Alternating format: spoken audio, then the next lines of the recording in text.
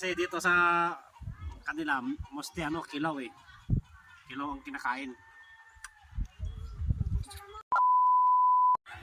Hello mga ka-wonder. So meron kaming nabiling pusit. So dito sa Bisaya, fresh kasi mga bilhin dito. Tingnan niyo mga ka-wonder. Oh, di ba? Fresh yan. Hindi pa siya nalagyan ng yelo. Di ba sa kalimitan pag pupunta sa dagat may yelo sila lalagay doon. Ito hindi. So kinuha nila diyan sa dagat. Inabangan lang namin sa baba para bilihin namin yung mga nakuha nila. Ito yung nabili ko ngayon. So medyo may kamahalan lang konti kasi nga fresh.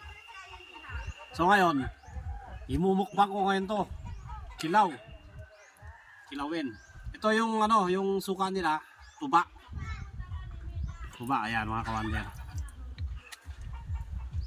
Tuba lang yan. Siyempre, meron akong mga sili. Ayan. So, ito try natin.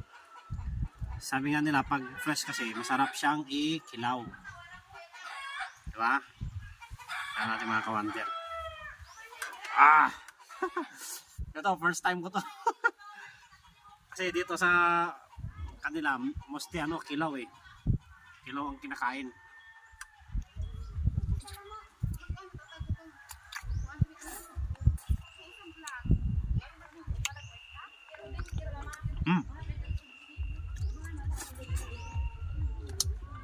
Malambot siya.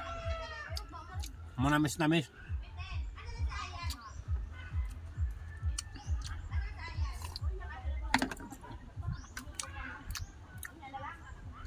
Hindi tulad sa yung pusit sa dyan sa atin sa Maynila, hindi na siya fresh, no?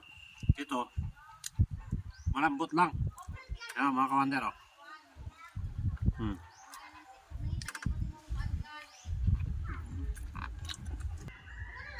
Fresh pa yung hangin dito.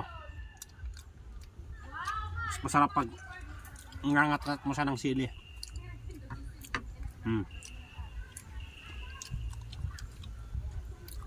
Pasantabi doon sa mga masisela, no? Ganito kasi sa sa misis ko. Ganito talaga sa kanila, puro kilaw.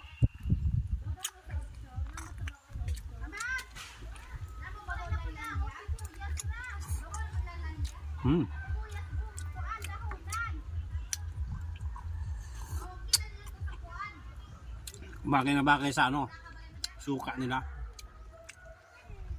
Sa tigupin. Tulad sa suka dyan sa yung silver spot, matapang. Ito ba? Hindi. Masarap po. Nakaubos ko na yung galamay. Ang galamay niya mahaba hanggang dito.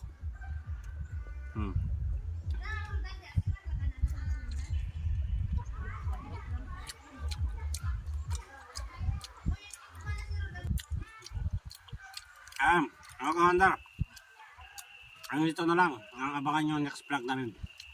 Maraming salamat sa panonood.